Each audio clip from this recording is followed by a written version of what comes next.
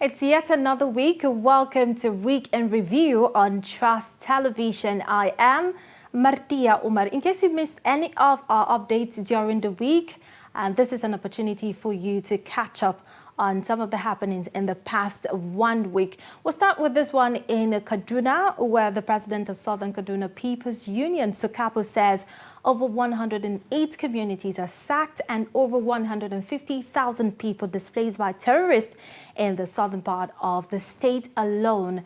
And this was reviewed during the union and a non-governmental organizations visit. And they visited the internally displaced persons camp IDPs in 3 local government areas in the zone. The camps are located in Chikung, Jama'a and Zangon Kataf. And the union and the NGO distributed food items as well as free healthcare services to them. The internally displaced say that their loved ones were killed, while others are still missing with valuables and properties destroyed.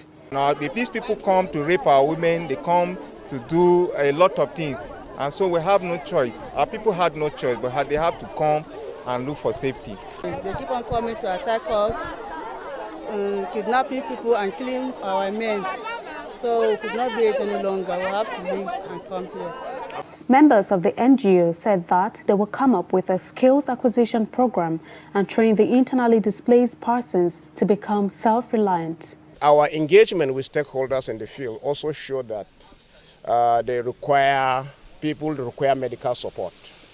We understand that there are people that have had to be amputated just because they couldn't afford 2,000, 5,000 naira for medical bills.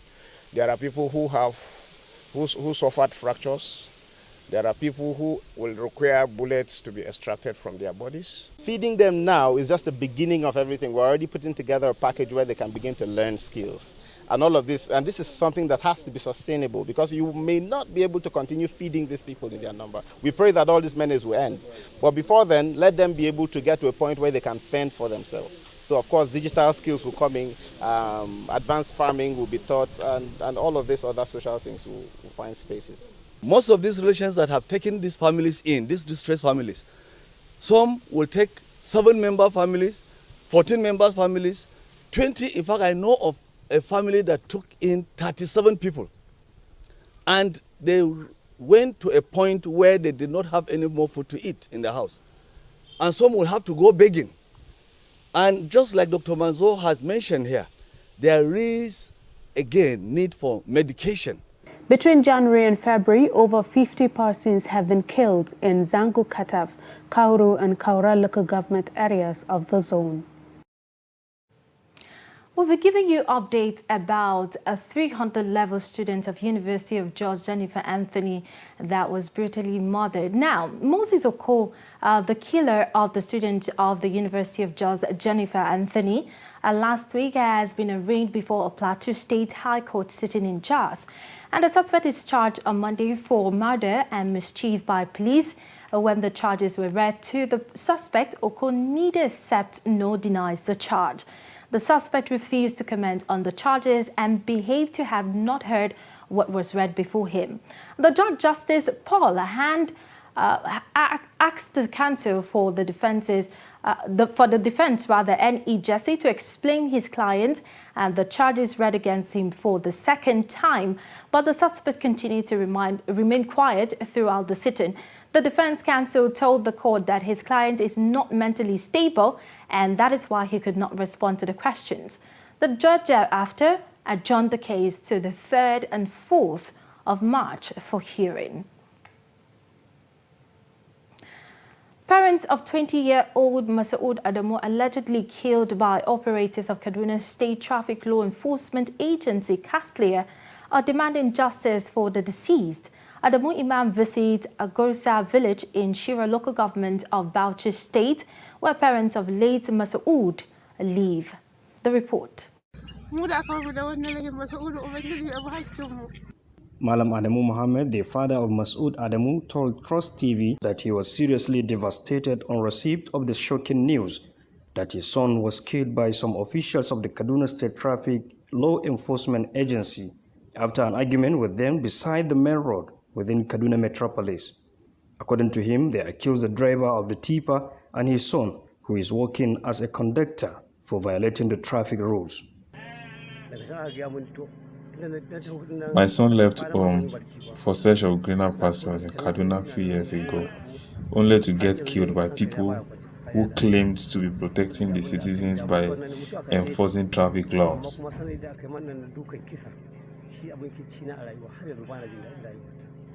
The biological mother of late Masood, Karimatu Adamu, said she is still grown since she heard the news of the killing of her son, while Sobin Karimatu narrates how she felt. There is nothing I can do to remedy the tragedy. I submit everything to the will of Allah. I pray for his departed soul to rest in peace. Those that cheated him, God will see us through. I can't quantify how bereaved I am at the moment. The village head of Agurusa, Malam Yao Haruna, he was part of the delegation visited Kaduna State as representative of the deceased after the incident. He explained further how they beat Masood in several parts of his body. They removed the plate number of the tipper and started beating them together with the driver. Immediately, they started dragging, saying they must take them to their office. Masood ran afterward, but later the Castile people overpowered him and beat the hell out of him, and he falls close to a culvert and injured his head. That was all. He died on the spot, according to eyewitness. Speaking to Trust TV in a telephone chat, the guardian of the deceased regretted that Masood is a bona fide indigene of Bauchi State. Therefore, there is a need for the two state governors of Bauchi and Kaduna to venture into the case to ensure that it is not swept under the carpet, adding that adequate compensation should be meted out to the family of the murdered young Masood. From Shura local government area, Adamu Imam, Trust TV News, Bauchi. Now, imagine having to depend on others for support to do the most basic things in life that someone has done in the past for himself. Well, that is the pain for 25-year-old mechanic Yahaya Mohammed, and will now have to live without his hand after losing both of them to an attack by bandits in Doma, Nasarawa State. That was one of our top highlights during the week. Let's take a look. On 27th January 2022, Dalhatu Araf Specialist Hospital received a man covered in blood, with both hands chopped off. This young man is 25 years old Yahaya Mohammed, an automobile mechanic whose life and destiny were about to change forever. A very agile young man, his high spirit seemed not deterred by what he had gone through in the hands of the perpetrators of this evil act. But still, he narrates his experience on the fatal night of January 27th, when he and his apprentice ran into heavily armed men while returning from work. Anyan adadu. To na ji na gama aiki na ina hanyar dawowa na gida. A yankin Doma. Shi na haɗu da ɓarayi. Suka yi bigen da itace. Na faɗi. Sun kwace mashin. Sun ce in ba su kuɗi na ba su. Sun ce in ba su waya na ma na miƙa musu.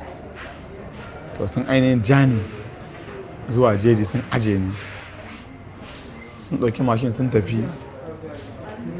Biyu daga ciki sun gangara ta Doma a ƙafa. To a wani lokacin da sun bubbuga ni ban da ƙarfin tashiwa ba.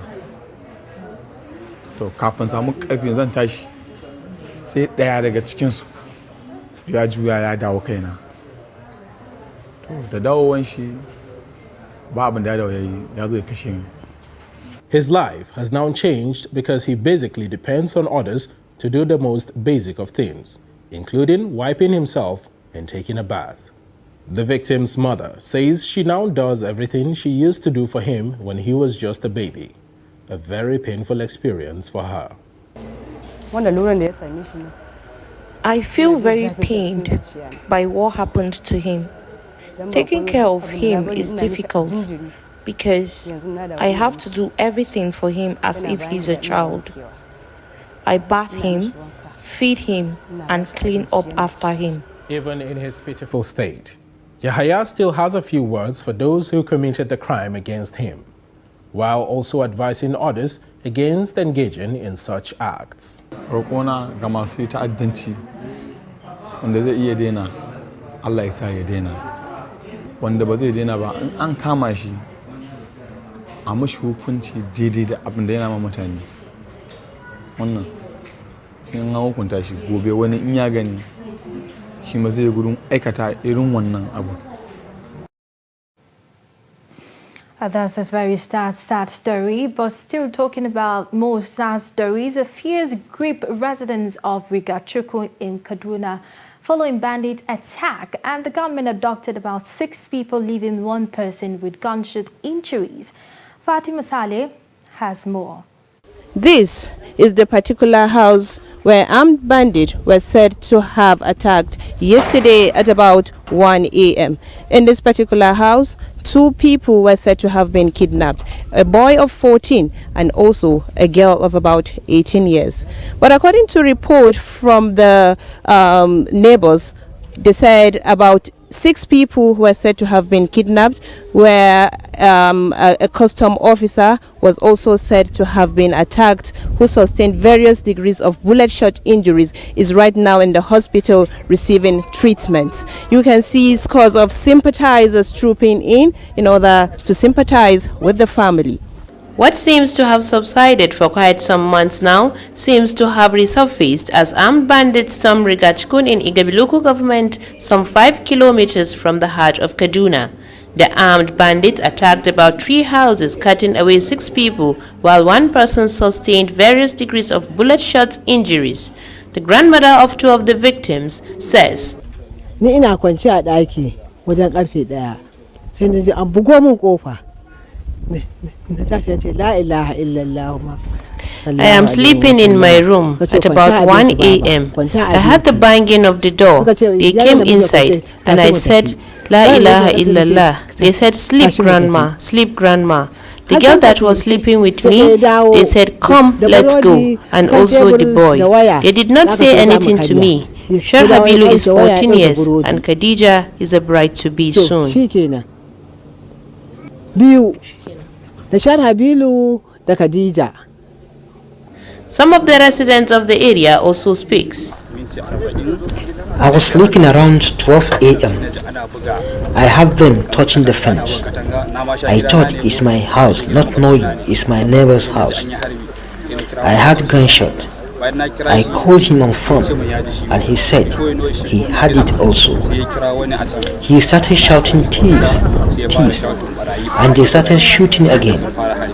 We did not come out. Before we could do anything, they gained entrance into the house. When we came out, after they left, we learned that they have taken 6 people and injured 1. We are really disturbed. We have been here since last night. After we left here, we went to the police station for a meeting with the Assistant Commissioner of Police. This is the first time in this area. We will do meetings as elders and take necessary actions. Up to now, we have not gotten any information from the bandits. Many calls to the government have been done in order to bring an end to the security challenges bedeviling the nook and crannies of the state, as no one feels safe anymore. Fatima Saleh, Trust TV News, Kaduna. Elsewhere, controversy over use of hijab in Kwara State continues to linger as family of Habib Idris killed during peaceful protest in support of hijab rejects a 1 million naira compensation from the state government. Habib Idris was killed in Ijagbo over denial of Muslim female students to use hijab at Ijagbo Baptist High School. The government had given the family 1 million naira and another 250,000 naira for the 10 wounded Muslims. The report. Press conference in Ilorin, the Kwara State capital.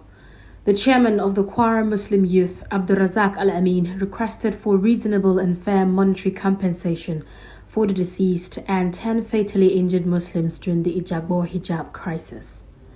Al-Amin said that the government is supposed to pay 113,338,000 naira as blood money for the family of the slain Habib Idris.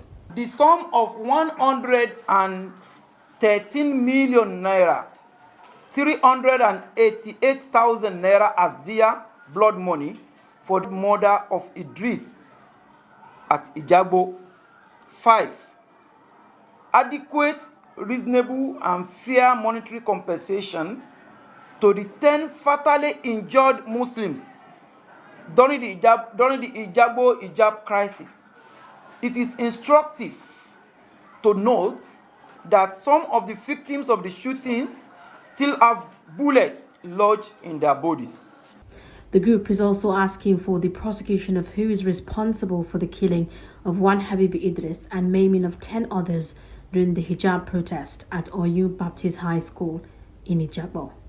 The government should be, number 6, the government should be 100% responsible for the hospital bills and incidental expenses of the 10 injured Muslims during the Hijab Crisis.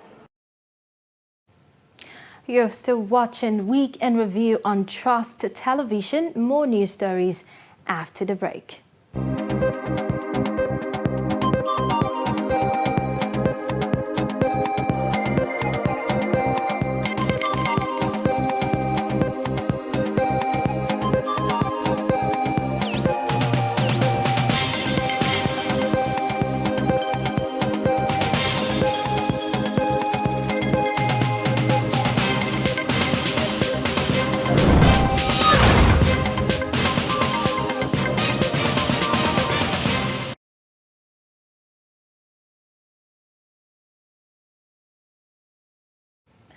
Thank you for staying with us. You're still watching Week in Review on Trust Television. Moving on to more news. Trial of a 48-year-old teacher in Niger State, Usman Galadima, standing trial for allegedly raping 14 pupils, has resumed with more witnesses testifying against the defendant. Usman Galadima, the assistant head teacher of Central Primary School, Karambode, Borgo local government area of Niger State, is arraigned before Minna Magistrate Court 5 in August 2021 for allegedly raping infecting 13 of his pupils with HIV and AIDS. Several witnesses, including the head teacher of the school, had earlier testified. Let's take a look. On Tuesday, the seventh witness, a 45-year-old teacher in the school and the secretary of 5-member disciplinary committee set up by Borgo Local Government Education Authority, Ahmed Yusuf Tanko, gives evidence. Tanko also told the court during the investigation by the committee chaired by one Mohammed Ibrahim, 4 of the pupils told the panel they were raped by the accused. He said one of the pupils told the committee that the assistant head teacher had asked her on several occasions to come to school and used the opportunity to have intercourse with her. He said 5 of the pupils told the committee that Galadima only touched their body but did not have carnal knowledge of them. Tanko told the court when the accused was invited by the committee, he denied the allegations by the pupils, but thereafter admitted at a meeting with officials of the Local Government Education Authority held on August 27, 2001, that he only raped 3 of the pupils, not 13. The defense counsel, Shuaibu Abubakar, raised objections with regards to the content of the report tendered by the witness. But the police prosecutor, ASP Abdullahi Meyaki, objected to say that since the names of the members of the committee were written, the signature should not invalidate the exhibit. There's nothing I can say other than he's doing his work as a defense counsel, see how he can exonerate or diminish, contradict the prosecution case. He's doing his work, so it's not left for the court now to decide otherwise. Having taken the account by the witness, the presiding magistrate, Sa'adatu Abubakar, adjourned the case to March 23, 2022 for continuation hearing. And still on judicial matters that occurred in the past week, a federal high court in Abuja on Tuesday precisely extended the detention of a deputy commissioner of police, Abi Kyari, by 14 days. Justice Zainab Abubakar issued the court order for Kyari's further detention while ruling in an ex parte application argued by the National Drug Law Enforcement Agency NDLEA counsel Mike Kassa. The court granted permission to NDLEA to hold and battered Kyari for 14 days to enable the agency complete its investigation into the hard drug trafficking allegations against him. The NDLEA had in the application pleaded for more time to detain Kyari on the ground that the hard drug trafficking allegations against the suspect were complex and may require the agency traveling outside the shore of the country to make some clarifications. The counsel also asked the court to grant the detention extension in the interest of justice and to be fair to the suspect too through diligent investigation. The judge, however, ordered that the 14 days further detention should start counting from February 22.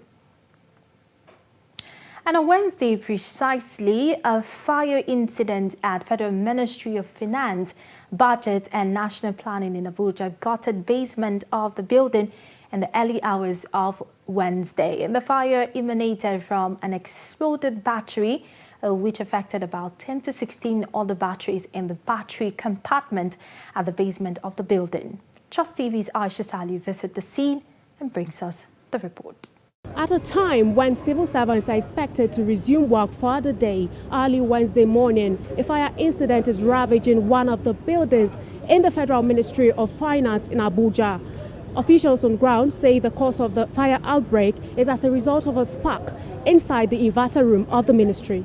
In a quest to fact-check details of the fire incident, officials led journalists to the scene for proper verification and to give true account of the events that led to the fire outbreak.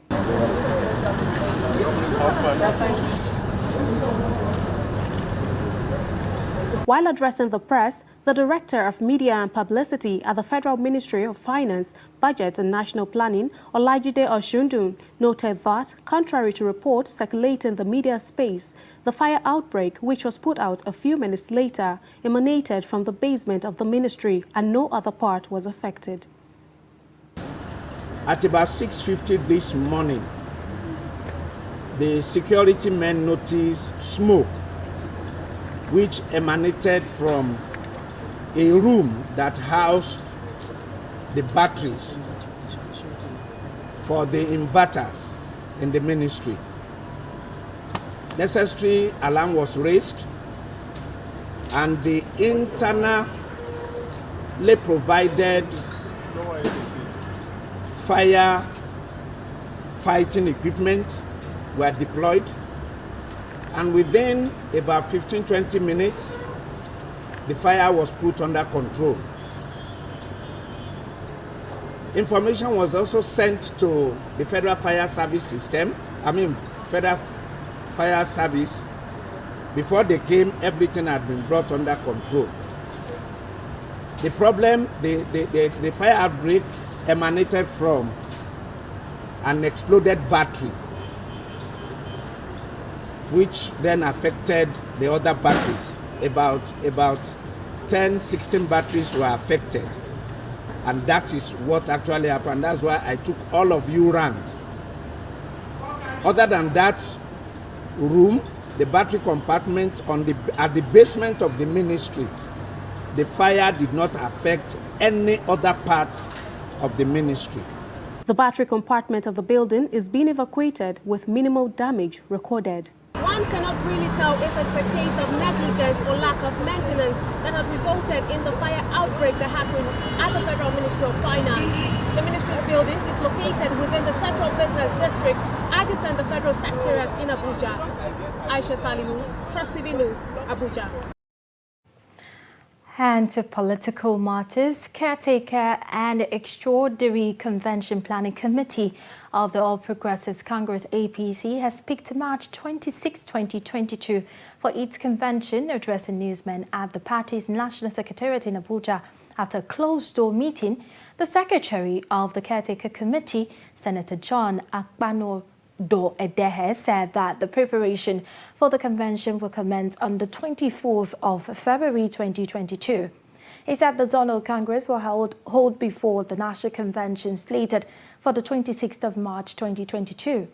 Earlier, the committee, led by Mai Malabuni, had postponed the party's February 26 National Convention indefinitely to evaluate the party's constitution. And in Zamfara State, in the past week, the Deputy Governor, Mahdi Gusau, was impeached by the State House of Assembly over abuse of office. 20 out of 24 members of the Assembly voted for the impeachment of the state's Deputy Governor after the Speaker of the House read the report of the investigation panel. The panel found Mahdi Gusau guilty on only 1 out of the 3 leveled against him. The report. The allegations stated that the holder of the office of the Deputy Governor of Zamfara State, Barrister Mohammed Gusau, is guilty of gross misconduct. You may equally recall that on the 10th day of February 2022, this Honorable House in sitting number 121, through a motion supported by 18 honorable members, declared that the allegation be investigated. Consequent to the above, on the same day, pursuant to the Section 188, subsection 5 of the Constitution of the Federal Republic of Nigeria, 1999 as amended, I requested the Chief Judge of the State for the appointment of a panel to investigate the allegation. Today, being Wednesday, the 23rd day of February 2022, the panel has presented their report to me as the Speaker of the President House of Assembly. The results show that 20 of honorable members say ayes, while 0 no. Therefore, unanimously, the House has voted as ayes. Now, by prohibition of the law, the Deputy Governor of the State, Barrister Mohammed Gusau, being guilty of gross misconduct, is removed from office for today, 23rd day of February 2022. Meanwhile, Senator Hassan Nasiha, representing Zamfara Central in the National Assembly, has been sworn in as Deputy Governor of the state. Governor Bello Matawali administered oath of office on Nasiha immediately after the State House of Assembly approved his nomination. Nasiha is a 7th senator representing Zamfara Central in the upper legislative chamber. He defected to APC from the PDP with Governor Bello Matawali. Nasiha was appointed Commissioner for Health, Commerce, Water Resources, Environment, Local Government and Chieftaincy Affairs between 1999 to 2007 when Ahmed Yerima served as governor. He obtains a diploma in nursing and midwifery. And that ends the week in review on Trust Television. Don't forget to join us next week. For more updates, please follow us across all our social media platforms. I am Martia Umar. Thank you for watching.